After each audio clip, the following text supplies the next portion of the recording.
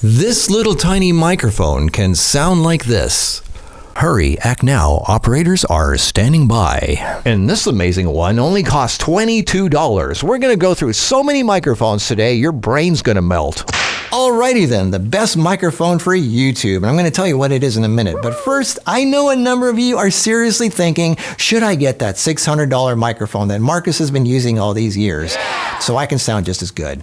Well, I hate to break this to you, but I'm using this microphone right now. This is what it actually sounds like. A lot of people think, well, maybe it's where he places his microphone. That's why it sounds so good. All right, well, let's take the microphone from where it is and put it where most people usually put their microphone.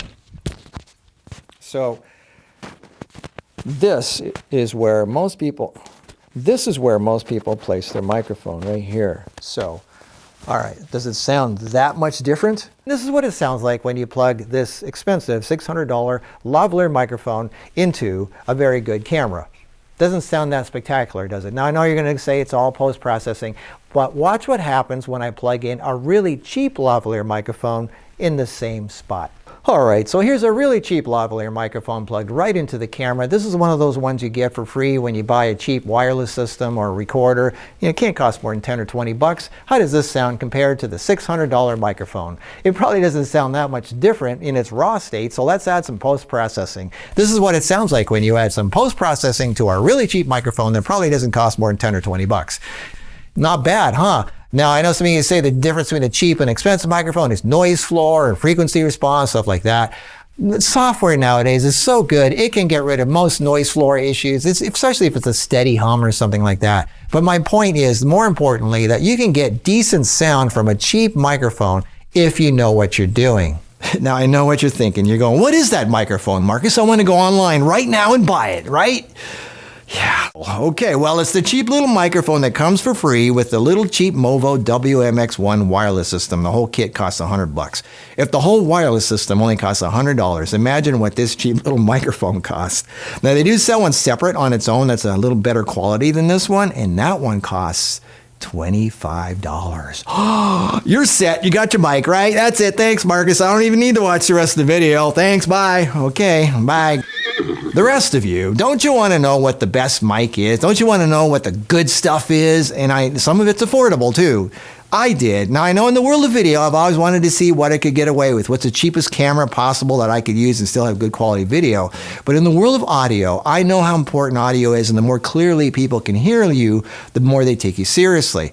So I wanted to know, what's the best? What does Hollywood use? What does NBC Nightline use? What does the 6 o'clock news use? What does Broadway use? I wanted to know. So for the last 8 years, I bought them all. And I bought cheap ones too. I wanted to know, like, how do the cheap ones compare with the expensive ones? Well, I got them all here today. And we are going to go through an epic journey of microphones that's going to make your head spin. So here we go. Get ready for a world of and some of these are really affordable. You're going to like these. And I know you can afford a couple $100. Come on. You can.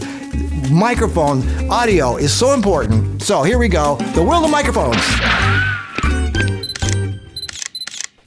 So today we have 50 microphones we're going to go through. This is going to be epic. I'm going to let you hear what each one sounds like. Now, don't be fooled by what you're about to hear. Some microphones sound really good right out of the camera. They're deep and booming and clear, while other microphones sound really distant and boring and flat. And you might go, oh, I would never buy that microphone. That sounds really bad. I would never buy that. Well, microphones are a lot like cameras. You've got your consumer cameras, which when they take pictures and they look great. They're colorful, they're contrasty, because they're JPEGs. They're ready to use. And then you've got your cinema cameras. These things are professional. They shoot what's called cinema log. That's what they're designed for. And if you look at cinema log footage, it's really flat and boring and gray looking and dull. And people who don't know what they're looking at would go, ooh, I would never buy that camera. That footage looks really dull and boring and gray.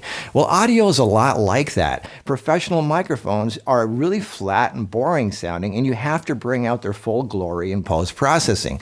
Now, that does not mean that the ones that sound really good right out of the camera with no post-processing are less worthy microphones. They're just designed for that. So keep in mind that some require post-processing and some don't. They sound fine just the way they are. And yes, I will be giving a lot of stuff away, probably over $30,000 worth of stuff within this series, but please do not email me asking for stuff. That is not how it works. You need to enter the giveaway like everyone else. And for those of you who don't know how to enter the giveaway, I'll mention the instructions during a video somewhere in this series. And you cannot fast forward and skip through the video trying to look for that part. I'm going to try to hide it because I don't want people to watch my videos for the giveaway. I want you to watch it for the educational value and the entertainment value. That's why I make these videos. All right, let's move on. I will make all the raw files right out of the camera. I'll give a downloadable file so you can add your own effects later on and test and play with your own. I'm also going to mention how many of each microphone I have, not to show off, but to give you an idea which ones are my favorites and I use the most. Now, why would I have 5 of the same microphone? Well, anybody who's worked in audio for a while knows that if you accidentally step on the cord or something, the mic might not work anymore. It's always good to have a backup, and if you're recording multiple people, you need multiple microphones for consistency. And I've always had the habit in life that if I find something I like, a microphone, a camera, or even a shirt that I like, I will buy several of them because they might not be available anymore next year.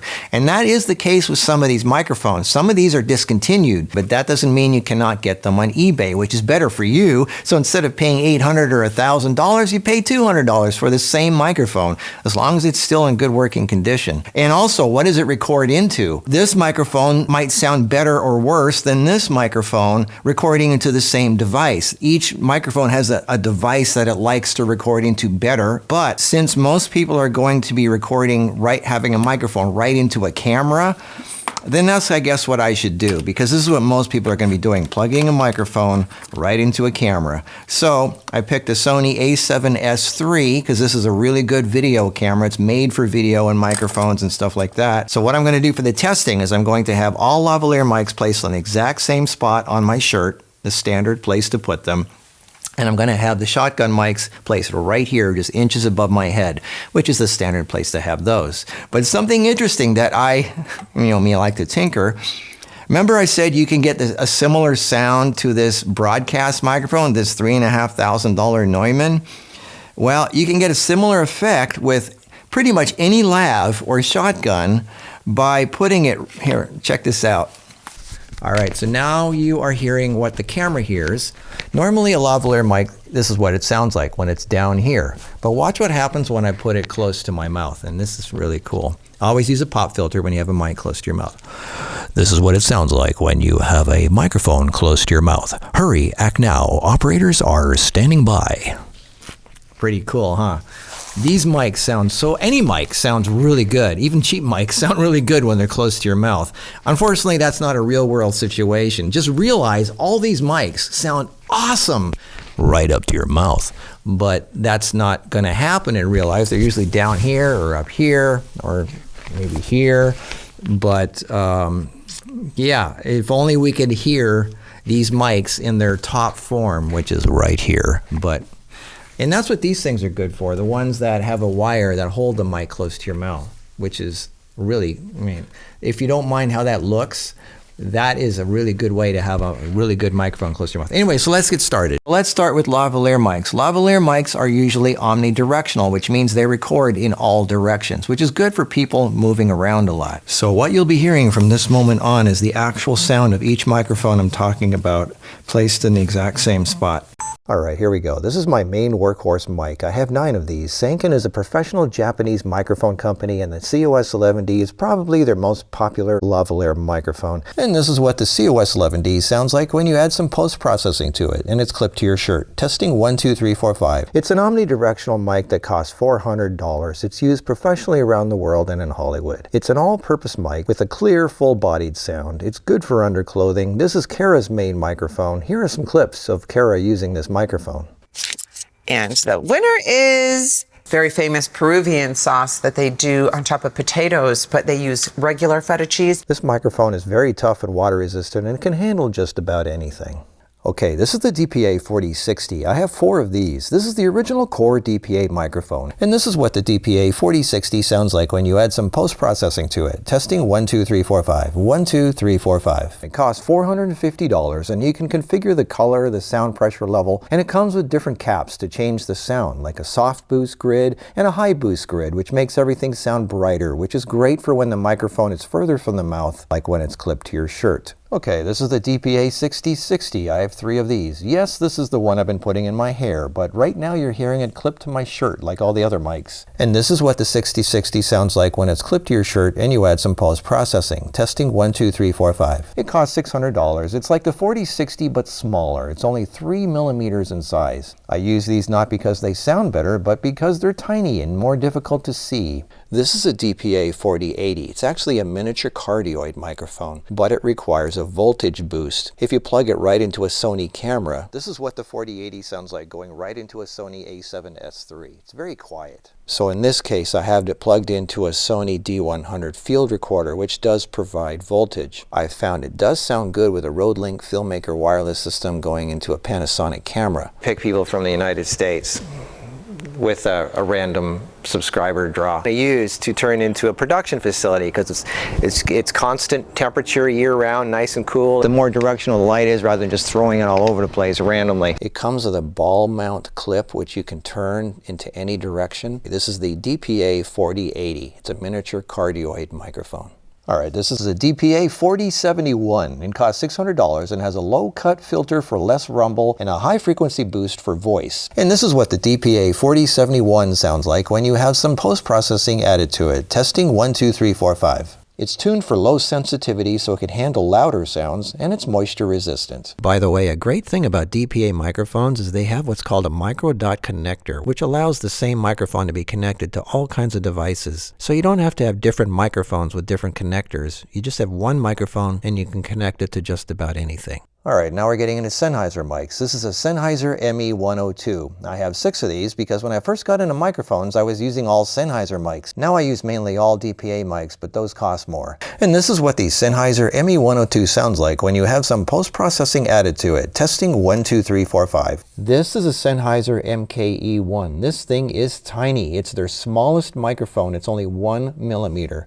It costs $430. It has a Kevlar coated cable, a moisture-resistant capsule, and a high max sound pressure of 142 decibels, which means it can handle a lot of sound. And this is what the Sennheiser MKE1 sounds like when you add some post-processing to it. Testing 1, 2, 3, 4, 5. Even the cord is almost as thin as a human hair. It's amazing. It is tiny. The Sennheiser MKE1. Okay, this is a Sennheiser MKE2 Gold Series. I have 4 of these. It's a dual diaphragm design, so the pickup has more surface area. It resists sweat and moisture, and it's designed to resist rustling underneath of clothing. And this is what the Sennheiser MKE2 sounds like when you have some post-processing added to it. Testing 1, 2, 3, 4, 5. And it also handles up to 142 decibels. It costs $350. Alright, another really small microphone. This is a Countryman B6. I have 3 of these. It's a very popular microphone because it's one of the least expensive of the commonly used professional microphones. It's under $300. Here's what it sounds like when you add post-processing to the Countryman B6. And it's also very small. Not as small as the Sennheiser MKE1, but it's still quite small and easy to hide. It has low handling noise, it's resistant to sweat, makeup, and moisture, and it's very rugged. It's not as bright as other mics, but because of its size, dependability, and lower cost, it's a good starting mic for people getting into professional lavalier mics.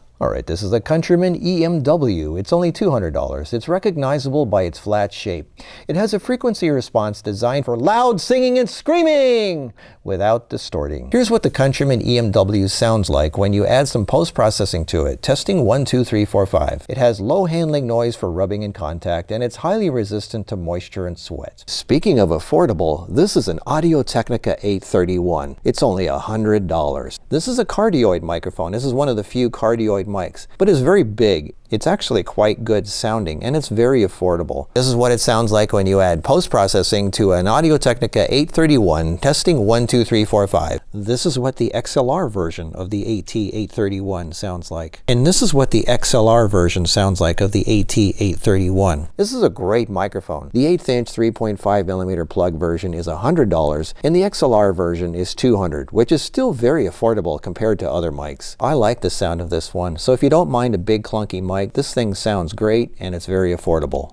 Alright, speaking of affordable, this is a very affordable flat microphone. It's an Audio-Technica AT830MW. It only costs $90. It's one of the most affordable of the flat ones with a large diaphragm. Here's what it sounds like with post-processing added to the Audio-Technica AT830MW. Testing 1, 2, 3, 4, 5. And I like the fact that the microphone can turn around on the clip so you can aim it in any direction you want. This is an Audio-Technica AT899. I have two of these. I really like the sound. They're $270, but they need to be powered. So they come with an XLR module that has a single AA battery in it, which means you can plug it into a DSLR style camera if you have a XLR to 1/8 inch adapter. I like the sound of this one. The only downside is the clunky XLR battery module dangling from your camera, which is kind of annoying for me. But if you already have a camera with XLR inputs, then you probably don't mind big clunky stuff anyway. This is what it sounds like when you have post-processing added to the Audio-Technica AT899 lavalier microphone. Testing 1, 2, 3, 4, 5. The actual microphone is quite small. It's 5mm, and it has a dynamic range of 108 decibels. This is a great sounding mic, and it's only $270. The Audio-Technica AT899.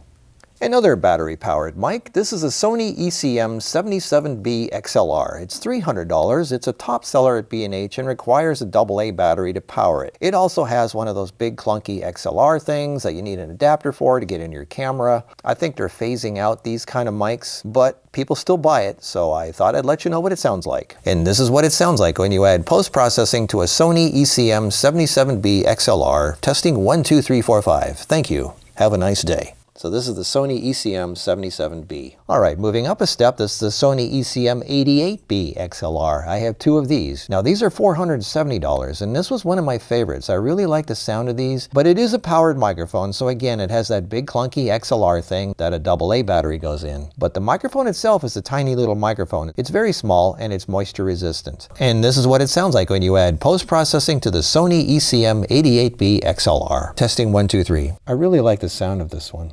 I haven't used it for a while, but now that I hear it again in my headphones, I can tell why I got two of them. Alright, this next one is a Lectrosonics M152 5P. It costs $170. It's flat and has a big silver dot. Don't be fooled by its boring flat sound. This is what pro mics often sound like before post-processing. So this is what it sounds like when you add post-processing to the Lectrosonics M152 5P. Testing 1, 2, 3, 4, 5. Now this is a Lectrosonics mic, so unless you have an adapter, you can only plug it into Lectrosonics recorders or wireless units because it has a TA5F connector. So right now I'm running it into a Lectrosonics recorder. Lectrosonics is a pro audio brand, and this is one of their very basic microphones.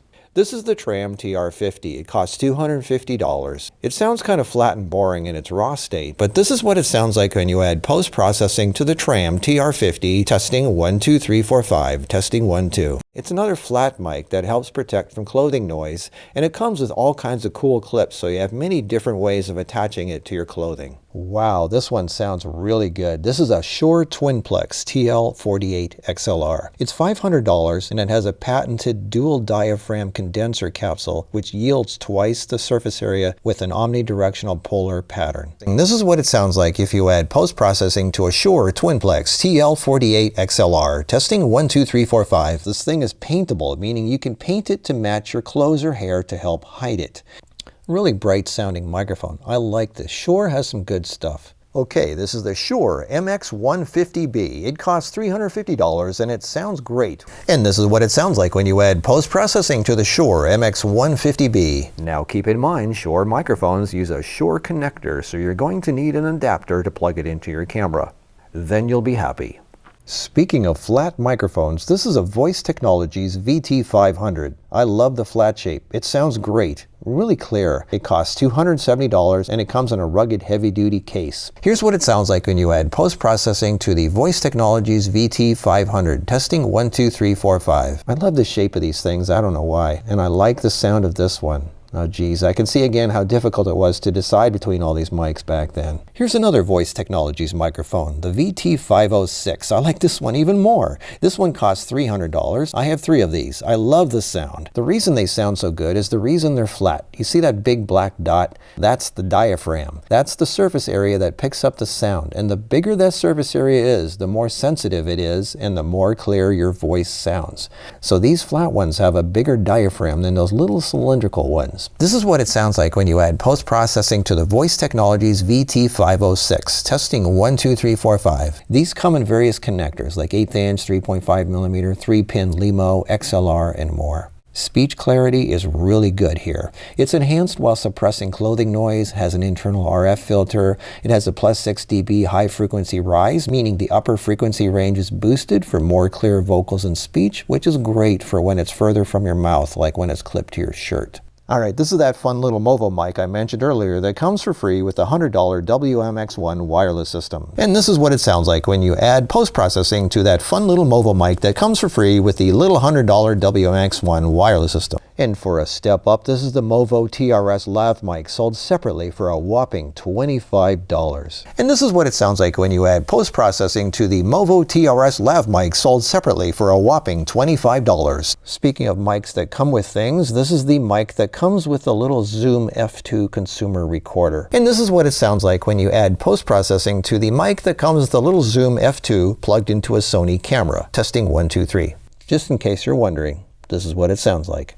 This is a tiny little Bodymics Drury Lane DLF3. It costs $100 and it's literally the size of a grain of rice. It's an amazingly small microphone, but unfortunately it has lots of background hiss and noise. So this is what it sounds like when you try to take away some of that hiss, and this is what it sounds like when you add post-processing back in. Testing 1, 2, 3, 4, 5. Did I say it's really small? Yes, it's really small. Alright, this one sounds great, but it has a weird name. It's called a giant squid microphone, and it only costs $35. But it sounds great right out of the camera. This is what it sounds like if you add post-processing to the giant squid microphone. But honestly, I don't think it even needs it. So if you want a $35 microphone that sounds really good, get the one with the weird name. The giant squid microphone. Get it now. Thank you. Have a nice day. Alrighty then, now let's move on to the world of headset mics. This is where a little wire is holding a tiny little microphone the size of a grain of rice near your mouth. It follows you around because it's attached to your ear. This is really good for people who move their hand on their body a lot in workshop demonstrations and lectures and things where you're working in a garage or in a kitchen doing recipe videos, preaching, teaching, stage stuff. It's really, really good for that. And it sounds really intimate because the microphone is really close to your mouth. And this makes people feel like you're speaking right to them. It's a lot more personal. This particular one right here you're listening to right now is get this, it's only $22. It's a cheap microphone from China. What is that microphone, Marcus? I want to go online right now and buy it. Why does it sound so good? Well, it's near my mouth. Like I said, any microphone you have close to your mouth can sound good. So I'm going to start with the really expensive ones, the Pro $1,000 ones, and work my way down to the really cheap ones, and I think you're going to enjoy this journey. So here we go. What you're hearing right now is a DPA 6066. It costs $1,000. It's a tiny omnidirectional mic that's only 3 millimeters wide. It handles speech and vocal up to 144 decibels, which is quite loud. And this is what it sounds like if you add post-processing to a DPA 6066 that costs $1,000. It has an ultra-low noise floor and a wide dynamic range. And the reason it sounds so intimate is because it's literally right at the side of my mouth, thanks to this wire. That's the benefit of these headset mics. Alright, this is a DPA 4188. It costs $800, and the one I'm using right now holds on to one ear. This is a DPA 4188. It costs $800, and the one I'm using right now holds on to one ear. It's a slim directional cardioid. It's very lightweight, flexible, moisture resistant, and has pristine audio quality. Okay, I like the sound of this one. This is an Audio-Technica ATBP-892. This is what it sounds like when you add post-processing to an Audio-Technica ATBP-892 headset. Testing 1, 2, 3, 4, 5. It's $350, so it costs a lot less than the first two. It's an omnidirectional condenser headset mic that's only 2.6 millimeters, and it can be worn as either a single ear or double ear headset. It handles high sound pressure levels with ease, and it sounds really good. All right, coming in at $230, this is a Shure MX153. It's a single-ear omnidirectional headset mic. This is what it sounds like when you add post-processing to the Shure MX153 headset mic. Testing 1, 2. 1, 2, 3, 4, 5. Hello there. It has good RF protection, a Kevlar reinforced soft flex cable, and it comes in 3 colors. Okay, this one is really small. It's a Drury Lane DH3 headset mic. It only costs $150. It's omnidirectional. It's very small. This is what it sounds like when you add post-processing to a Drury Lane DH3 headset mic. They say it's sweat and shower proof, so I guess you can use it in your shower? Alright, this is a Drury Lane DE3 wireframe ear set, which clips onto one ear. It's $160, it's omnidirectional, and it's called a grain of rice microphone because that's about the size of it. This is what it sounds like when you add post-processing to the Drury Lane DE3 wireframe ear set for an affordable $160. It has low handling noise from cable and movement, and it's also sweat and shower proof. I guess for those times you want to give a presentation in your shower. If you ever wondered what those cheap $22 headsets sound like that you see on Amazon, here's what it sounds like. This is a Haowin, it's from China, it costs $22, and it sounds pretty darn good. This is what it sounds like when you add post-processing to a cheap $22 headset from China. Like I said earlier, even cheap microphones sound pretty good when you have it right up to your mouth. So let's compare that last one with an expensive Countryman H7 $600 headset. This is a hypercardioid pattern which helps shut out feedback from surrounding noise. It weighs less than 0.25 ounces. It's water resistant. It can be flipped from right or left. Who cares? It's $600. This thing sounds more distant. I haven't used Countryman microphones for probably 7 years, but some people like them. All right, let's get on to the exciting world of shotgun mics. These are the ones that are held over your head on what's called a boom arm. I have all kinds to choose from here. They're called shotguns because they kind of look like a shotgun. They're very directional. They only pick up what they aim at. This is what you see them using in Hollywood. They always have over somebody's aiming at somebody's mouth, following them around. Let's start with some really cheap ones and work our way up to some insanely expensive ones. You'll hear the differences. Here we go. Let's start with this little guy, the Rode NT5 Cardioid. It's only $220, and I think it sounds pretty darn good. Being XLR, it requires power. You just can't plug it into a DSLR style camera unless it has an optional powered XLR module. Being XLR, it requires power. You just can't plug it into a DSLR style camera unless it has an optional powered XLR module. Now it sounds really good because it's really close to my mouth. I'm using it interview style. So let's see what it sounds like when it's overhead in the standard shotgun position. This is what it sounds like when it's overhead on a boom pole. I don't think this mic is too great for that, but it is good for interviews when holding it up to someone's mouth. Try to use a pop filter whenever you can. While we're on the subject of shotgun mics, I'd like to bring up this really interesting item here. This is called a Fethead Phantom. This is a preamp that raises the gain by 18 decibels without raising the noise floor. So you get a lot cleaner sound without the noise that's usually associated with when you turn up the gain or the volume on your recording. And it's XLR, so any XLR microphone can be boosted without the noise getting boosted. So right now I'm using a little $220 Rode NT5 with a $100 Fethead Phantom going into a very small $100 Saramonic XLR recorder. It's not going into the Sony camera because the Sony camera does not have an XLR input, but you can get an optional module that attaches to the camera hot shoe if you like big clunky stuff. Okay, this is the ever popular Rode Video Micro. It's $60. This is what people use on top of their cameras when they're doing vlogs, which I'm doing right now. I guess it's considered a mini shotgun because of the way it looks. Putting it on top of a camera and aiming it right at your mouth, which I'm doing right now, is not considered the best scenario for quality audio. Let me put it up higher from above like a normal shotgun. Alright, so now it's over my head, aiming down from above like a normal shotgun boom pole position. It's better, but it still sounds distant. Let's hear what it sounds like up close. Alright, this is what the Rode Video Micro sounds like when you have it right up to your mouth with a pop filter. It becomes a really good voiceover microphone for $60. Alright, let's get a real shotgun up there. Now mounted on the boom pole over my head is an entry-level Sennheiser ME66 Super Cardioid. They don't make these anymore, but you can get them used on eBay for around $300. This is what it sounds like when you add post-processing to the Sennheiser ME66 Super Cardioid microphone. Testing 1, 2, 3, 4, 5. These are the first shotguns I ever had. In fact, 10 years ago, the ME66 was the only mic I had. I used it for everything. Here are some sound sample video clips I made with this mic. 8 months of waiting and I missed the call. So by recycling my own trash and some of my neighbor's trash, I was making extra cash. This is just a normal household, and you could do everything I'm doing. I challenge anybody to try not to be able to do it. This is the way to go, to eat directly from the real foods, and you'll never have to worry about hospitals, pharmacy companies, or healthcare. Shotguns and XLR mics need some kind of power, and the ME66 has a AA battery inside of it, so you can plug it right into your DSLR style camera using an XLR to 1/8 inch adapter. You'll notice shotgun mics have a different sound than lavalier mics, especially these entry-level ones, because they're further away and not attached to the body, so you cannot get that deep resonance of something stuck to your head or chest. But now watch what happens when I take this more distant-sounding overhead shotgun mic and put it close to my mouth. This is what it sounds like when it's right up to your mouth. Big difference. Make sure you use a pop filter when you do this. You can use any microphone, lavalier, shotgun, whatever, for really good sound if you're doing voiceovers.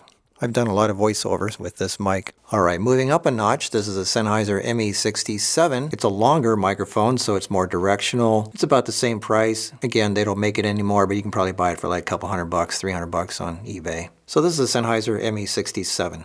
All right, now we have an even smaller shotgun mic over my head, and you can immediately hear the quality difference. This is an Audio-Technica AT830MX hypercardioid condenser, and yes, it's over my head. It's not up close to my mouth. It costs $600. Now, before you say $600 is too expensive, remember, you're in the world of shotgun mics, and in that world, this is not expensive. Wait till you see what we have coming up. So here's what it sounds like when you add post-processing to the Audio-Technica AT4053B hypercardioid condenser. The 4053B is very small. It has a switchable high-pass filter and does not have a built-in battery, but it does require power. So this is a really good shotgun mic, and $600 is actually a really good deal for something of this quality. 1, 2, 3, 4, 5. Wow. All right, moving on to the next one. And this one is definitely professional. It's a Sennheiser 416P48 hypercardioid $1,000 professional Hollywood shotgun mic used for film and TV. This is what it sounds like when you add post-processing to a Sennheiser 416P48 hypercardioid $1,000 professional Hollywood shotgun mic used for film and TV.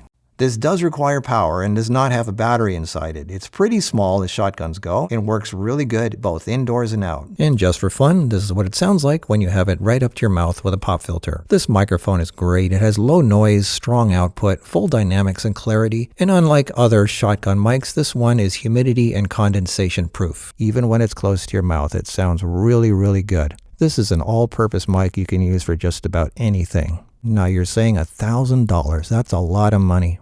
We haven't even started yet. Let's move on. All right, now on a boom pole over my head, coming in at $1,800, this is the DPA-4017 Supercardioid. It's immune to radio frequency interference and has 2 filters to eliminate noise and artifacts. It's short, lightweight, good for both indoor and outdoor, and it sounds amazing. This is what it sounds like when you add post-processing to the DPA-4017 Supercardioid, testing 1, 2, 3, 4, 5. This is what the word wow sounds like when you add processing to it. Now again, this is over my head. This is not close to my mouth. It's definitely quite the microphone. You get what you pay for. You think that's expensive? Let's take a trip to Germany. Okay, here we go. The Schoeps CMT5U Supercardioid. It's what sounds like it's right up to my mouth, but it's not. It's floating in the air above my head, and it sounds so intimate and close. Look at the case this thing comes in. That should give you an idea. I don't know what to say. $2,500. If this was a jewelry store, this would be the big diamond in the back with 2 guards around it. It's made in Germany. They don't make this anymore. It's a collector's item. But I just wanted you to hear what a super high-end shotgun mic sounds like. Listen to this. I'm whispering. I didn't change anything. I just started whispering. I can't even hear myself, and this microphone can hear me better than I can even hear myself. It sounds like I'm whispering right in your ear. I know that sounds weird, but hey, this is what it sounds like. I think we should have a moment of silence here to ponder being in the presence of such a device. And this is what it sounds like when you add post-processing to the Schoeps CMT5U Supercardioid that costs $2,500. Yeah, this is what a super high-end shotgun mic can sound like. Pretty amazing. All right, getting back to the real world with what most people are using, this is a little consumer Zoom F1 SP recorder with an optional shotgun attached. The whole thing is $230. I'm holding it at the end of my hand. It's mounted on top of a camera. This is how most people would do their vlogs or interviews. And this is what it sounds like at mouth level, which again is not the best way of recording a voice. So let me put this up in the air. Alright, this is boom pole position aimed down from above. Alright, this is boom pole position aimed down from above. This sounds better, but it's less practical for most people. They'd rather just mount it on top of their camera. Now check this out. This is the same microphone, just held up closer to my mouth with a pop filter. This thing makes a really good voiceover microphone. It just has background noise that has to be taken out. It's very small, portable, and it's good for walking around on the street doing interviews or weddings. All right, I know there's a lot more microphones out there, but this should give you a pretty good idea of what's out there. So what's the best microphone for YouTube? Well, like I've been showing you, in the world of cameras, if you know what you're doing, the answer is any microphone. Check this out. Ultra cheap $200 camcorder CX405, doesn't even have a mic jack. I'm just gonna hold it on myself. Hi there. How are you?